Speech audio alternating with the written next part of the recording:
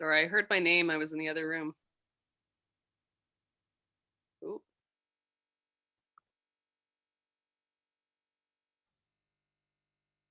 hello?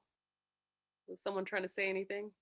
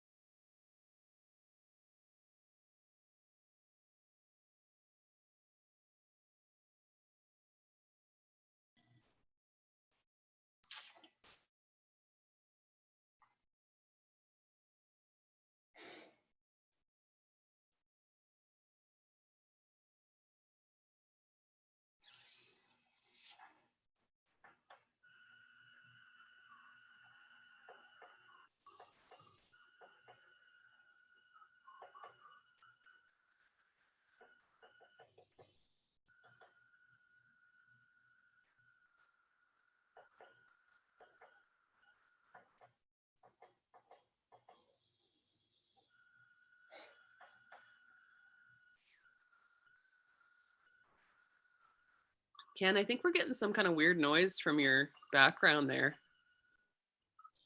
Yeah, sorry, I was trying to adjust my light and it was clicking by the speaker. I apologize. Weird. Hey, when you have a forehead that displays light like this one, you have to make sure you find the right lighting source. I don't have the window light. I have a window, but my wife's assigned me to the corner of the basement. So I don't mind. I can't get the virtual background right. I guess I need a different screen. My computer isn't fancy enough to be in the parking lot like Kevin. Yeah.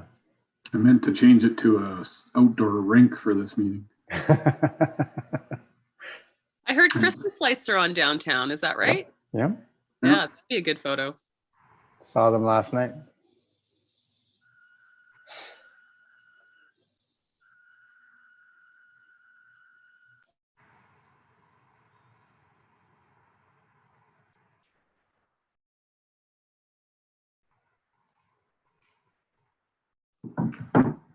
Are we just waiting for the chair? Yeah.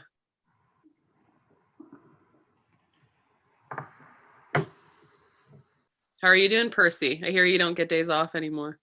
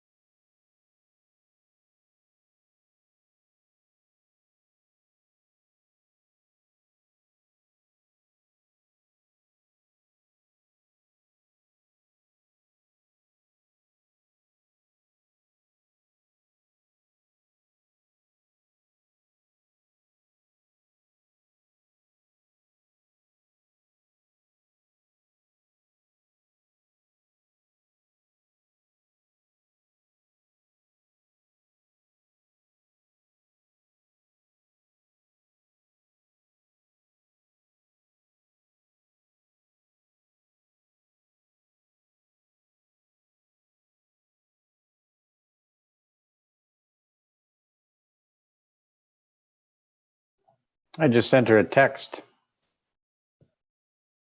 Do you want to get going or you want to wait? Your choice. What do you think, Natalie?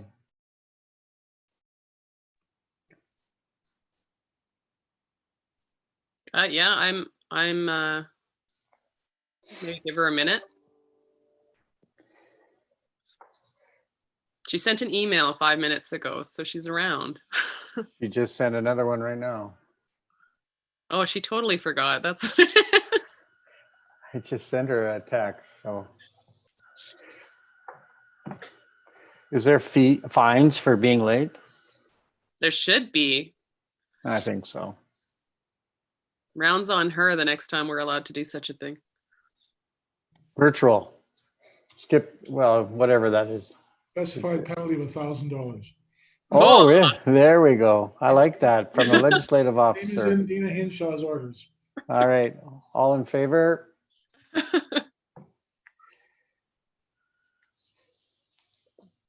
Nobody's in, probably, if she's in the office, nobody's probably there. She's probably all alone. Cheryl, bang on the wall. I'm in the office too. Would you like me to go down and prompt her? If she's there, do you think she's there? I'll just Oh, there she is. She's here. Hi, guys. Sorry. No Lost problem. 4 minutes of my day. Okay. Is everyone here? No problem. The committee took a vote. According to the Chief Medical Officer of Health, if you're late for an important meeting, there's ramifications. Such as? $1,000 fine. All right. I'm not going to call this meeting to order. It's just a resumption of the meeting we started on November 24th.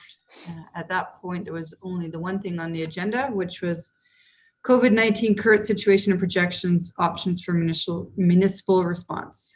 So now that All the orders are posted on the provincial website. I think it's now time that Percy takes the committee through them, your observations and your thoughts around them. And Kevin probably has some stuff to add about, need to talk about enforcement of some such orders and maybe some of our specific facilities, including outdoor rinks. So take it away, Percy. Well, the orders, excuse me, the orders are, there's a multitude of orders that are kind of jumping back and forth. So it's actually kind of an interesting navigation. And David is probably the most equipped at navigating those specific pieces. But because there's references back to other ones, basically suspending a portion of different orders as we go through, and actually the orders themselves have been amended over the current time weekend as well. Okay. So David, you want to take over?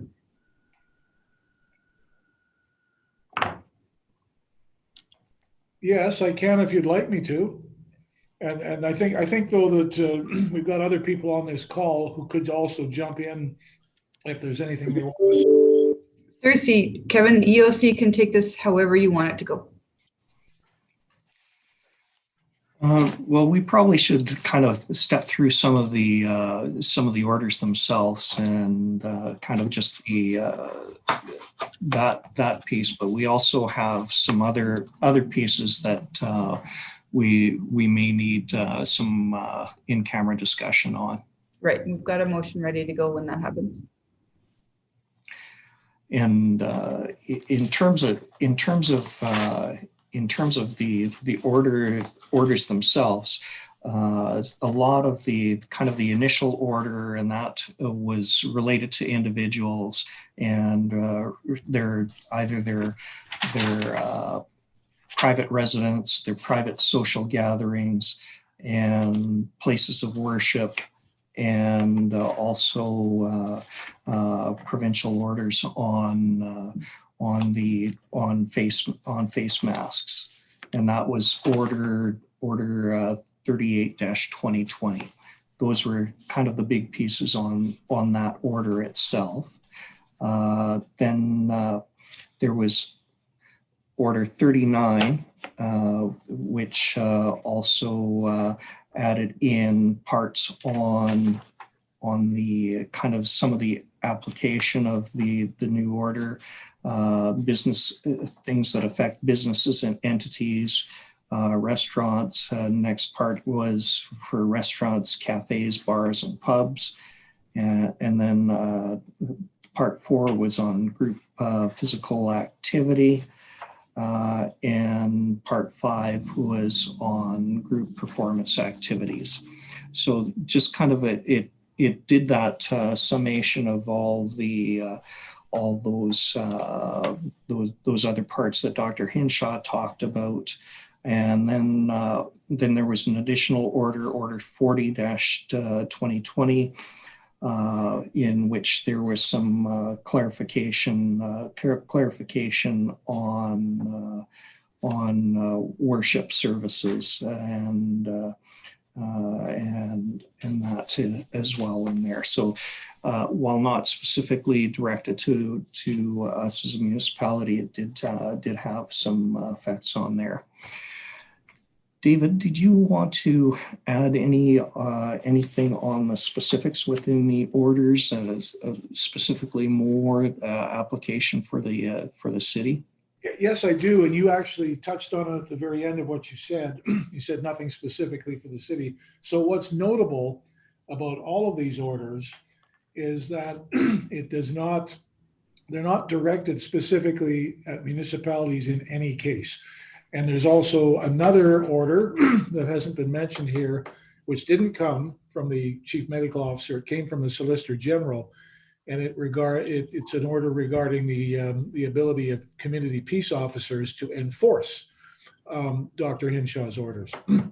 And even that one does not require any community peace officer to enforce any order. It empowers them, but it does not require them.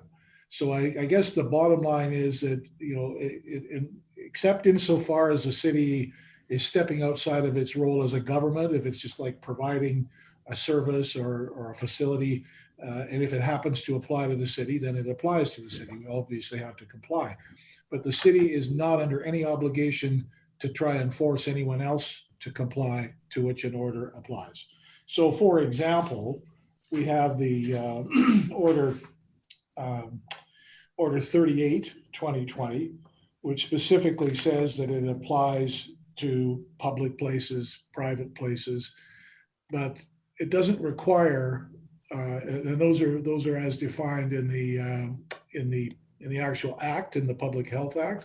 So the order applies to private places, which includes any private dwelling, but it doesn't require us to do anything about it. Basically, the person who is in control or of a private dwelling, they have to comply.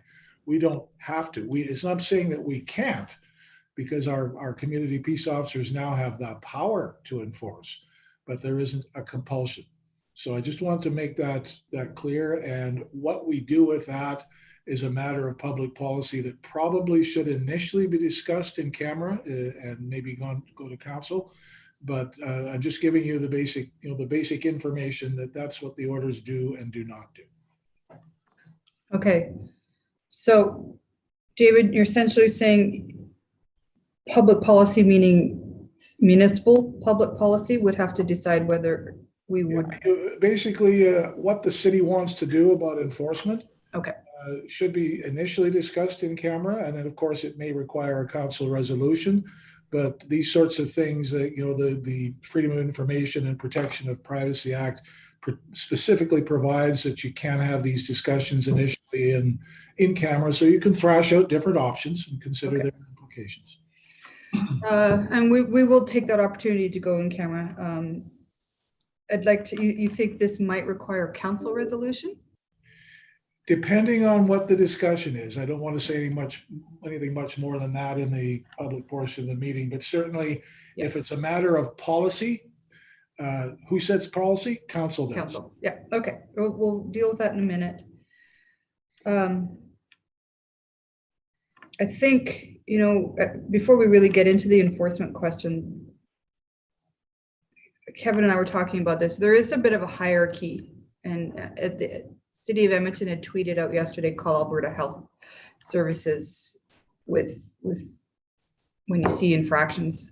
So let's just throw a random question out. If you are at home and 20 cars show up at your neighbor's driveway and there's a party, who do you call? And it's not Ghostbusters. Sorry, it just came in my head.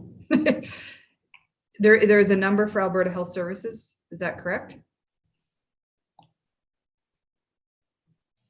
Percy, I'll let you answer that one. There is a complaint number for Alberta Health Services that is available, and I don't have that readily with me. That's okay, no, but I'm just saying that would be the first option for a resident, wherever they are and whatever they see, right? So is that front and center on our website, that number, Kevin? No, we had an EOC meeting this morning, and we're working to get that sort of stuff up as soon as we can. Yeah. I think the problem with Alberta Health Services is you're not going to get an immediate response. So is the next choice to call the RCMP detachment? Not 911, I would assume. Is RCMP your next call? Pam, you nodded. Yeah, that's correct. You can call the RCMP for a public gathering that's not in compliance with the order or regulations. And we would respond and then complete an assessment and follow up as deemed appropriate. Okay, so you would respond? We would respond, but our calls for service are triage based on the safety aspect. So you may not get an immediate response depending on what else is going, but we would respond and acquire information dependent upon the call for service and the information that was provided by the complainant at that time. So is identity established? What's the gathering? Are people in compliance? What's the assessment of information? So we would respond, whether that's in person or a follow-up phone call, and then it gets passed on to AHS, or it would be dependent upon the circumstances of that actual complaint. I'm sensing in the province in general, people are frustrated with the lack of enforcement of a lot of these orders, especially with the gatherings that were in Edmonton and Calgary recently. And so we can pursue this conversation more on camera, but yeah, I'll leave it there. And then of course, the last, and not that you're the last, Aaron, but thank you for joining us. Also the option of calling municipal enforcement. Is that correct? Correct. We're just, I think some more in-camera discussion on that as to the option of whether or not we want to provide that service to the community, but it is allowable under the order. Right. The one thing that we have going for us is that when someone calls the RCMP detachment, of course, we have a shared dispatch, an integrated model. So when you're calling the RCMP on their complaint line, it's the same dispatchers that are reviewing that information that can dispatch our CPOs as well. So that will be one less step for the community. Okay. Okay, I'm sensing we really want to have this conversation in camera. So, David, you mentioned the fourth order. What order is that? What that came from the Solgen? Yeah, there's an order. The number of the order I think is 64. Correct me if I'm wrong, Aaron. Okay, we'll just call it the Solgen order. Yeah, it's the Solgen. Basically, it's a ministerial order. It's not a CMOH order. It's a ministerial order from Minister Madhu, Minister of Justice, Solicitor General, and it's an order that basically provides the authority for our purposes. The part of the order that's important is it gives community peace officers level 1, and Aaron can tell you how many of those we have. Gives them the authority to enforce. That is basically would include, a ticket. A ticket, yes, for which the fine is a specified $1,000 if a specified fine is put on the ticket, or it could be, they could leave that blank and the person would have to go to court, and then the judge can fine you anywhere up to $100,000. Wow. Well, I mean, it's very unlikely that will happen. But if in the case where, a CPO felt it was such an egregious violation that 1,000 wasn't enough, they could leave that part up to a judge, right, and see what happens. So anyway, it's only level 1 peace officers, and again, it's, as I've said before, the really important thing is it doesn't require them to enforce, but it certainly gives them the authority to do that, which they would not have had without that order. So Aaron, how many bylaw officers do we have and how many are level 1 CPOs? So currently we have 11 officers that have that are approved, I guess, or hired as CPO level 1s. Okay. All of our officers have a dual appointment, so they're CPOs as well as bylaw enforcement officers. Currently we have, out of those 11, we have 9 that are active. One is a supervisor who has limited frontline service delivery capacity. The other 8 are our frontline officers that respond to all those calls. And right now we are, the other 2 are on some leave. One's on a leave of absence, and then the other one is waiting for a CPO appointment. So okay. We've got 8 essentially as of today that can offer those services. Okay, and is that your total complement of bylaw officers? That's correct. They're all okay. Yeah, all of our municipal enforcement officers are a dual function of bylaw and community peace officer, and there's 11. Okay, so those 8 could then enforce provincial orders. That's correct.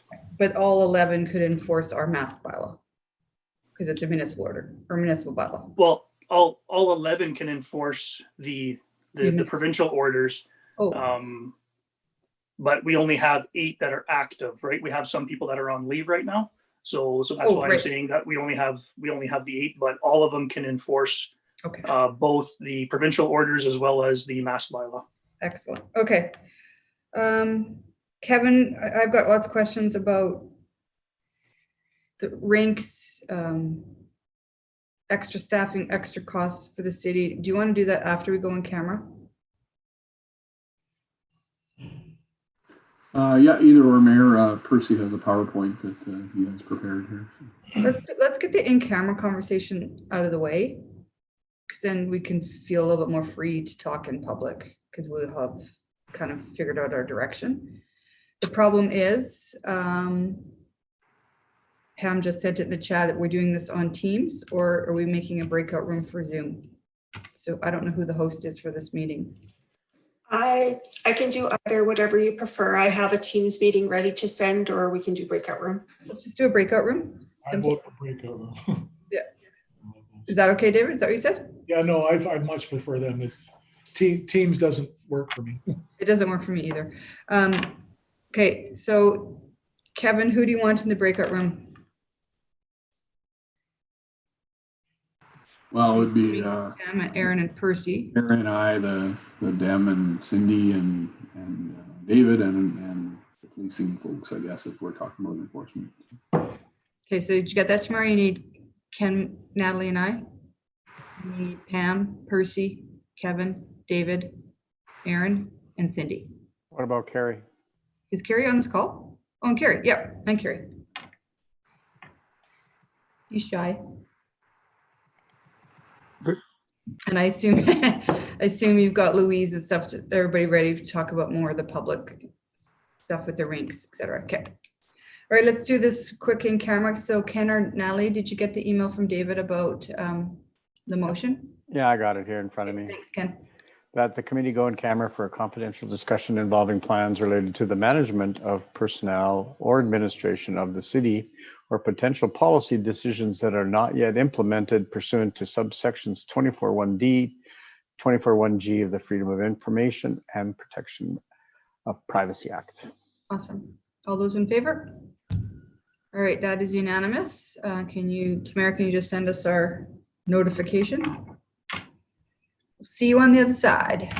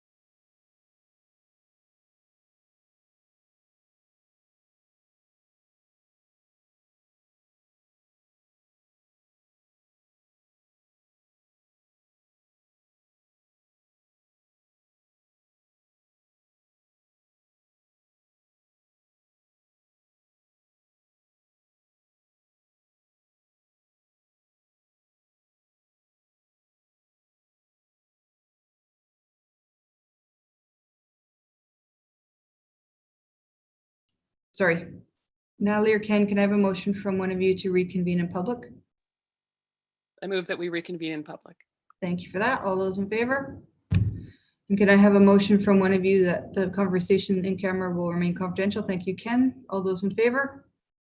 Okay, we're back in public. I don't know if anyone's watching, but we do have, Percy has a presentation he would like to give. So where's Percy? There he is. You want to share your screen, Percy? You bet. I'll Thanks. share that. Are you able to see that there now? We can. Perfect. Basically, this slide's and this whole presentation is background information for your discussion and consideration. It's about our experience over the weekend, some considerations to be included that we've identified to be included in our discussion and potentially in your discussion, and some options to discuss. Get the slide to advance. With the opening of 5 outdoor staffed outdoor rinks under the new provincial restrictions, there were several concerns that emerged on the first 5 days of operation, and that was November 25th through to 29th. While inappropriate behaviors such as alcohol consumption, littering, and inappropriate language were all exhibited this past week, these are not uncommon to what staff encounter, and they're trained to deal with those behaviors. The emerging issue that has impacted staff and has roused public interest is regarding the COVID-related occupancy or gathering restriction of 10 people, and that's stipulated in the public health orders, and city suggestion that visits are limited to 60 minutes to ensure access for as many residents as possible on those outdoor rinks. Rink attendance collected hourly usage over the weekend as is captured on this table. And what's really noticed is kind of compliance with that 10 people on the rink, and the time that data was collected is less than 18% of the time that those rinks were staffed and data was collected. Some of the considerations that have been looked at and thought about is capacity and ability of our RCMP and municipal enforcement services to enforce the provincial measures. We also identified that this can be a potential polarizing issue. And with staff on site, it could be different expectations from different users.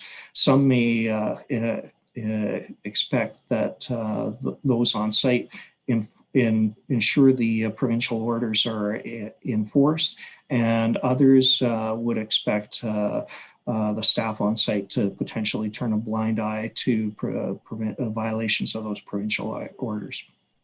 We also know that the ice is being used beyond the hours where staff is present.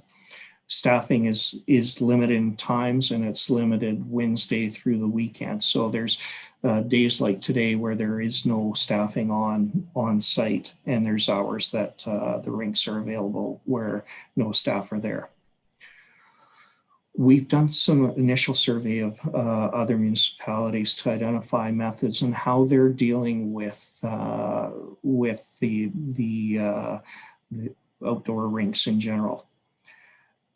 Basically, the message that we're receiving from those that we have received information from is they are limiting their numbers to 10 on rinks.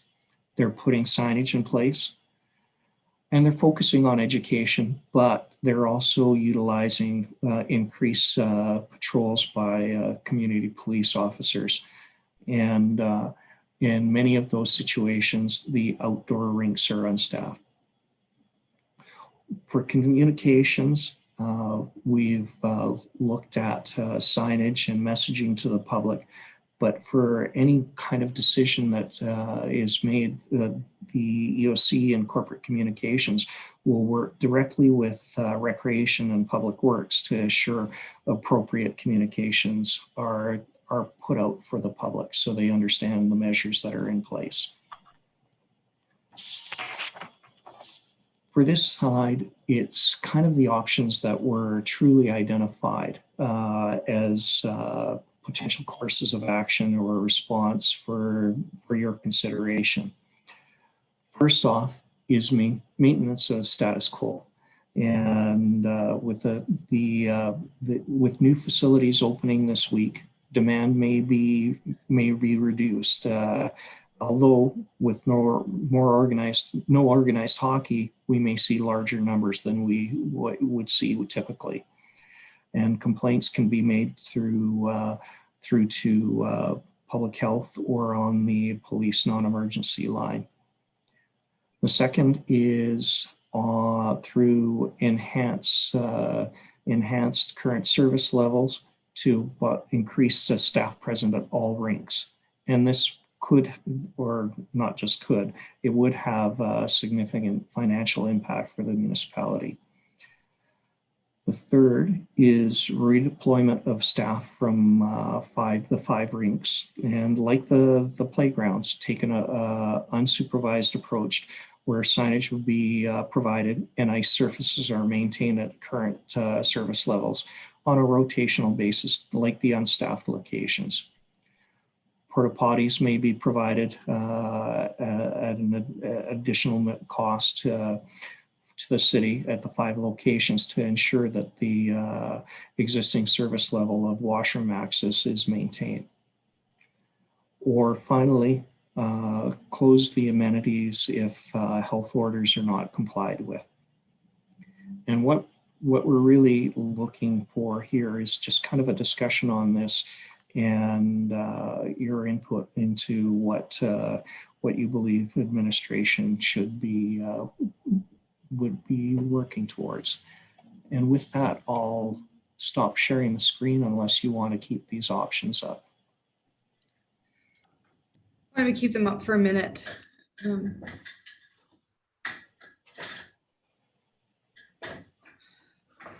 So Natalie and Ken jump in at any time. And I'm still here. I'm just struggling with my internet. So okay,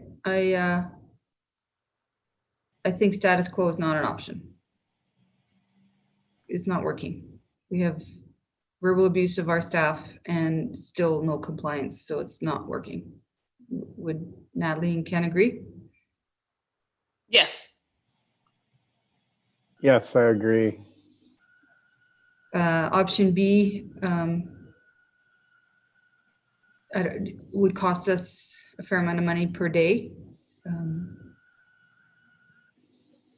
I don't want to close the rinks, but I am prepared to if this continues. But for now, I mean, this week might be difficult because of the weather, but it is one of the things that St.Albert residents can do is go to the rinks. So Ken and Natalie, where are you sitting? I'm personally trying to find some sort of a balance. So I'm maintaining some sort of and with administration's direction and help, some sort of a hybrid model where we find a balance between what we currently have, recognizing ministerial orders around the numbers that are allowed, but also balancing that off with our ability to staff and the safety of our staff. So what does that look like? I mean, I'm going to take direction from our administration. Perhaps it'll be increased signage, it'll be increased communication, but there's always the, and also have our municipal enforcement and RCMP involved on probably a complaint-driven basis, whether it comes from the public or whether it comes from staff, and see how that works. But obviously, if we continue to see the rinks being utilized more than ministerial orders, then we're going to have to look at option D. That's where I'm going. Natalie? And I think I agree with Councillor Mackay. So I think option C is where we need to go. So still maintaining our ranks, but taking our kind of staff out of the line of fire, if you will. Okay. So don't ask them to stop. No, and certainly I would encourage, you know, if someone knows specifically that the health orders are being violated, to contact Alberta Health Services and contact our non-emergency line if you know that kind of behavior is seen. All right, Kevin, are you comfortable with this direction? Yeah, I mean, basically the hybrid approach is, as Councillor Mackay was describing, and the other members of council or the committee have chimed in on, is basically option C there. Again, with we'll do some communications and enhanced communications and things like that. But yeah, the rink attendants will not be there. We will put the appropriate signage in place, and we will continue to maintain, but it may very well include closing skate shacks and bringing in porta potties. And those rink attendants will become part of the, we have a rotating crew on the non-boarded rinks. We may look at how we optimize our resources that everybody's traveling, and quite unfortunately, nobody's working alone, because I can simply not tolerate this anymore, the way the employees have been treated over the past weekend here. So. I think, Kevin, if we're going to go with that, it's going to be really important for you to give EAC maybe an update after even this weekend. Yep. Yeah, because I think we've heard it, that if this continues, the rinks will be closed. And I think that's the message that we need to get out there. It's very clear. I think it was order 39, 10 people for a group outdoor athletic activity, no more. So it's not our order, but it does need to be complied with. Okay. We will have also signage at Toboggan Hills. We already have signage in the trail system, I think. So, and I think the last thing we need to talk about really is